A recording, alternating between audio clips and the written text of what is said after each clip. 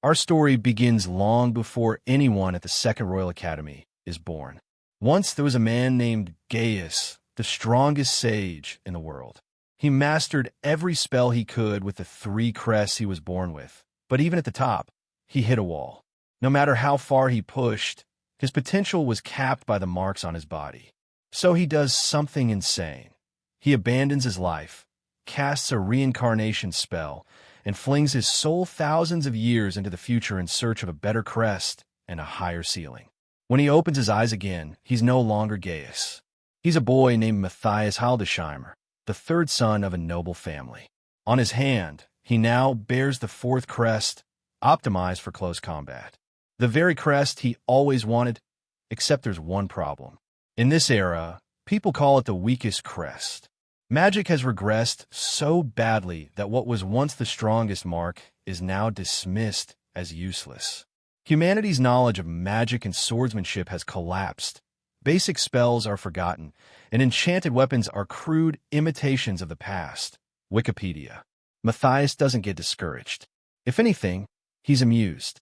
In a world this nerfed, someone who still remembers real magic is completely broken. He decides to enroll in the Second Royal Academy, a supposedly inferior school, just to keep a low profile.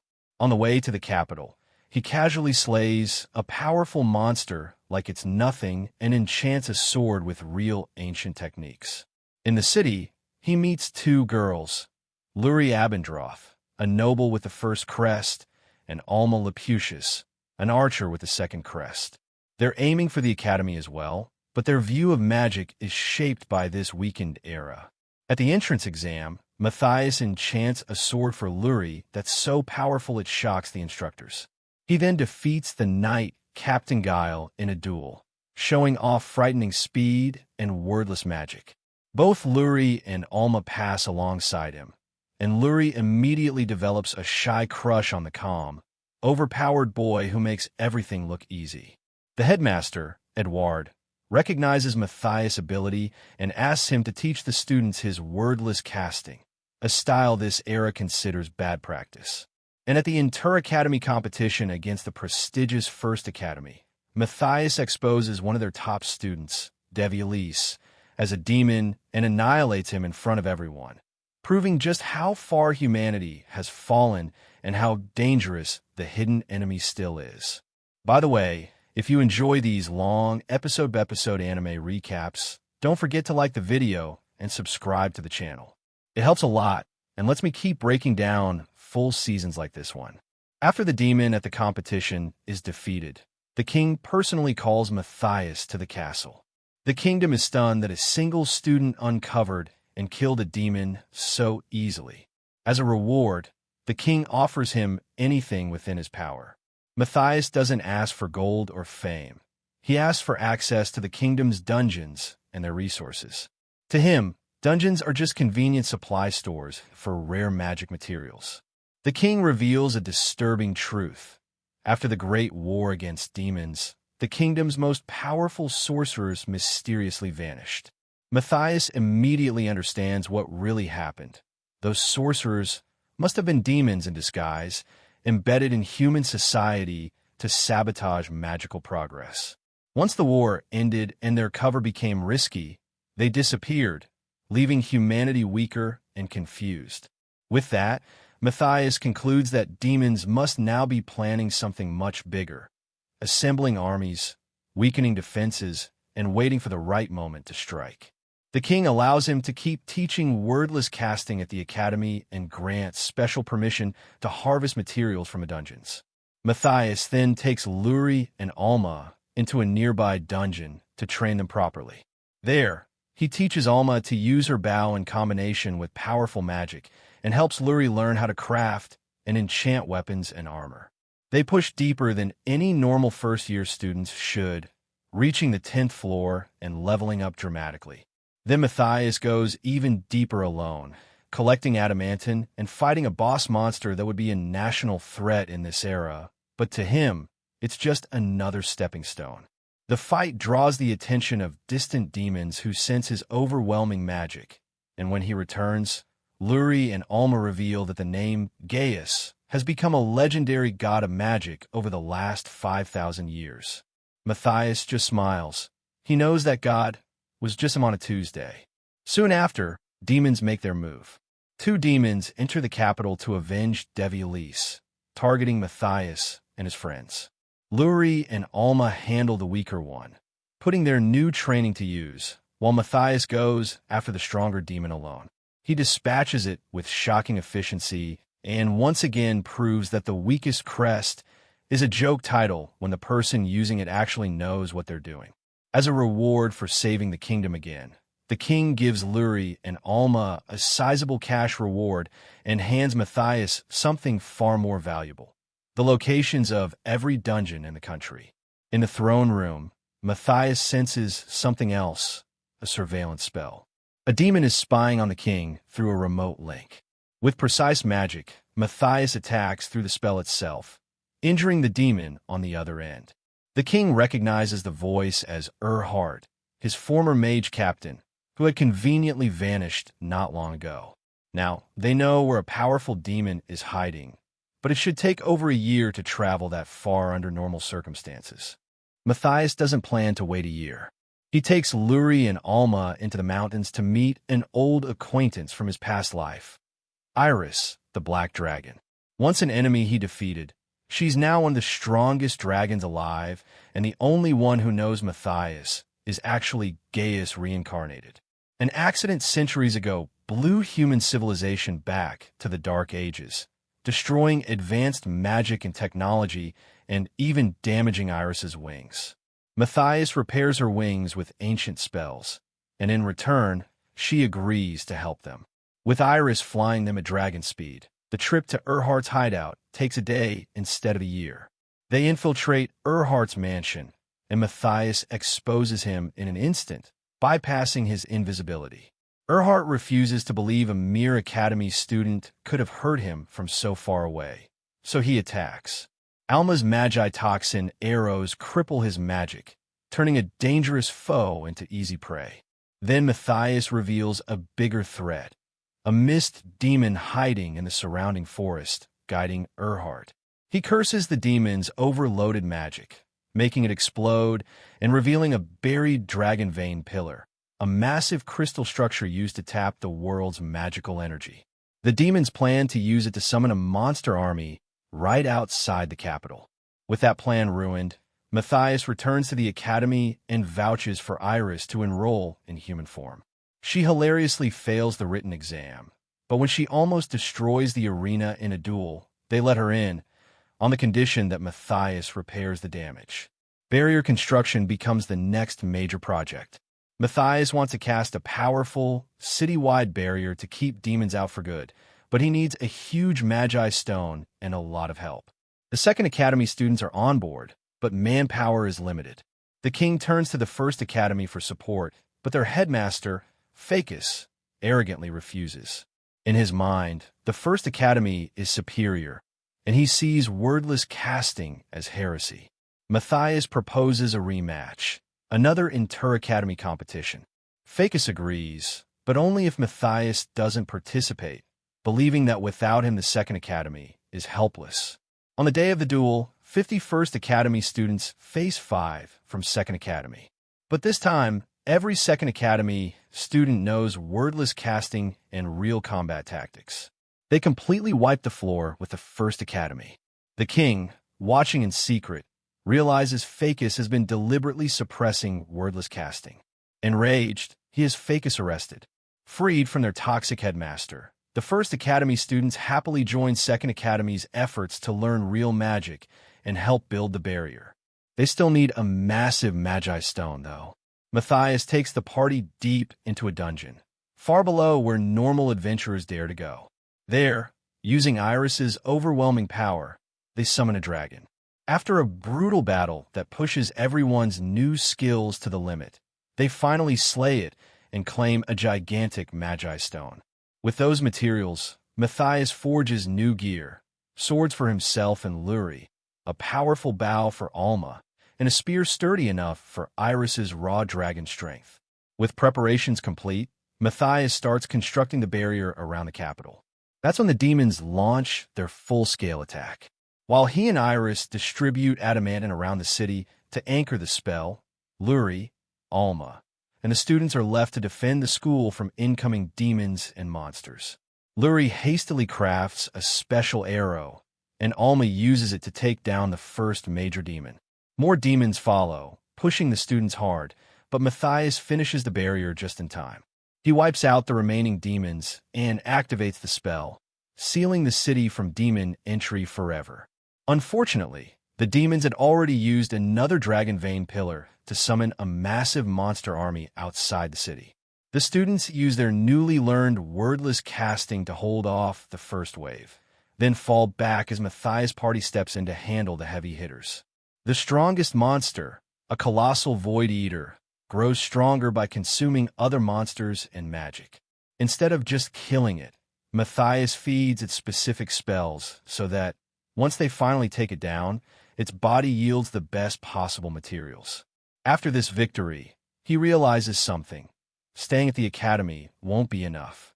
The demon's true plan revolves around dragon vein pillars across the land. If he wants to truly protect humanity, he has to go hunting. Edward lets him officially leave the academy, but keeps Mathias, Lurie, Alma, and Iris registered as scholarship students so the academy can still back them politically. The strongest sage, disguised as a student, is now a wandering problem solver again. Their first destination is Malchia, a city built over another dungeon. On the way, Lurie and Alma nervously warn Mathias about a monster in a forest that behaves almost like a person. Naturally, that only makes him interested. They encounter it, and as usual, he defeats it effortlessly. When they arrive in Malchia, the city's situation is more worrying than any monster. The local lord rules the Adventurer Guild with an iron fist, forcing adventurers into deadly quests. Most come back crippled or don't return at all. Mathias heals the battered adventurers and starts asking questions. The previous lord died under suspicious circumstances, and the new one's policies conveniently weaken the city's fighting strength. Mathias smells demon involvement immediately. He sends a coded letter back to Edward for the king and plans to confront whatever is behind this.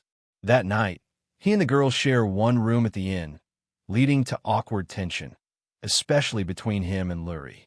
Neither of them sleeps properly, but the next day, he still crushes the monster that had been maiming adventurers, drawing the attention of the Lord and his shadowy informants. The king responds by sending his proxy, Yike, with orders. Mathias is to arrest Lord Dokiel for his crimes. When Mathias arrives, Dokiel's guards are easily beaten, and the Lord is dragged off to face judgment. But the real threat has already moved. The demons controlling Malchia have found the dungeon's dragon vein pillar and used it to summon a massive horde of monsters outside the city. Mathias' party heads into the dungeon. He leaves Lurie to work directly on the pillar, unraveling the spell placed on it, while Alma and Iris stand guard. Mathias himself goes deeper to confront the demon orchestrating the ritual.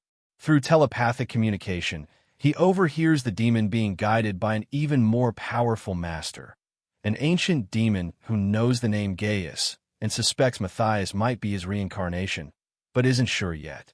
Even with his master's guidance, the demon stands no chance. Mathias overwhelms and beheads him. Lurie breaks the spell on the pillar, causing the summoned monsters to vanish. Through the fading telepathic link, Mathias and the unseen master demon trade calm, casual threats, promising they'll eventually meet. For the first time in this new life, Mathias feels genuine excitement. A real opponent is out there. With the Malchia crisis resolved, Mathias moves on to his next objective. He captured the demon's magical signature in a magi stone, but to use it to track the master demon, he needs a device he created thousands of years ago as Gaius. That artifact now lies across the border in the Rodinia Alliance, specifically in the dangerous Fokia region. To cross the border, he needs explicit permission from the king. When he returns to the capital, he finds the second academy building demolished, so a new, stronger academy can be built in its place. The king not only grants permission, but trusts Mathias enough to let him head into enemy territory. There's one more hurdle. Fokia is so dangerous that only A-rank adventurers are normally allowed. So Mathias goes to take the A-rank promotion exam. The examiner is Gaius, an S-rank adventurer beyond even A-rank, obsessed with fighting strong opponents. After seeing a glimpse of their power, he casually promotes Iris, Lurie, and Alma, but insists on dueling Mathias personally. Mathias has gained a reputation as a demon slayer, and Gaius wants to test that. The fight is fierce. Gaius can even copy some of Mathias' techniques, but even the strongest human fighter of this era is still a step behind the reincarnated sage. Mathias wins and even gives Gaius tips on how to get even stronger, though Gaius is annoyed it involves studying magic theory. With their A rank secured, they head toward Fokia. At the border, guards secretly attempt to mark them with demonic tracking spells, but Mathias easily neutralizes them. Bandits attack, clearly working under demon influence, and he just puts them all to sleep, though Lurie and Alma accidentally get caught in the spell too. Approaching Fokia, the group senses something off. 32 devils, a specific type of demon that's weak in magic but strong in numbers, are disguised and scattered across the city. Instead of barging through the front gate, Mathias discovers a hidden tunnel leading into the heart of Fokia. Inside, they find a horrifying sight. Citizens hypnotized, forced to work in a factory refining Lankan demon ore, an absurdly rare material. 1 ton of refined ore could become a bomb powerful enough to wipe an entire country off the map. Protected from the mind control spell, Mathias and his party infiltrate the factory. They start picking off the devils with smart tactics, knowing that once one devil spots them, all 32 will know thanks to their shared senses. With patience and coordination, they reduce the number 1 by 1 until only 10 remain. Cornered, the remaining devils try to use fragments of Lankan or to blow up Fokia itself. Right before they can destroy everything, Gaius crashes the party. He joins the fight, taking on the devil's leader. Gaius has already improved his magic from Mathias' advice, and after a tough duel, the leader is defeated, but not truly dead. The dying devil delivers a message from the shadows. He'll be resurrected soon. Mathias realizes the master demon from Malchia has been controlling this devil via necromancy, just to pass on that warning. Gaius appoints the factory foreman as Fokia's new lord, and Mathias' group pushes deeper, reaching ancient ruins where his old device is hidden. He has to pretend it's all unfamiliar, even though he built the place himself. Using the device, Mathias finally identifies the master demon, Zardius, a demon so powerful that in the past, they couldn't kill him, only seal him away. Mathias understands how dangerous this opponent is. Right now, he's not strong enough to beat Zardius in a fair fight. And even if he were, the fight might shatter the world and push humanity to extinction.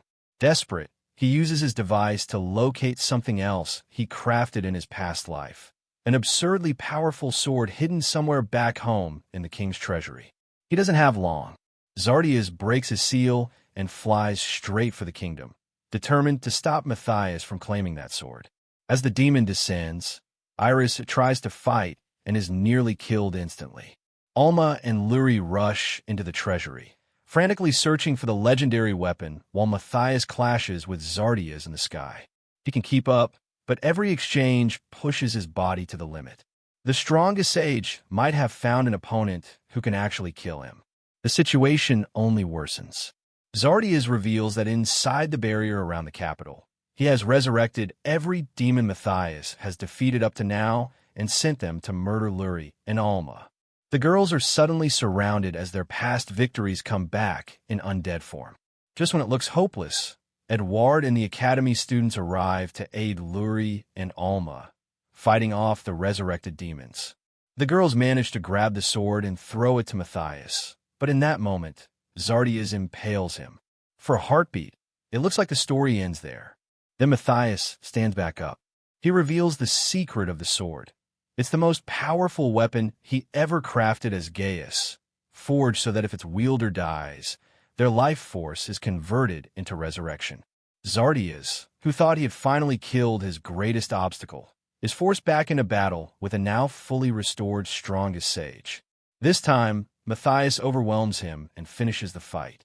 Before dying, Zardius warns him that another demon will simply rise to take his place.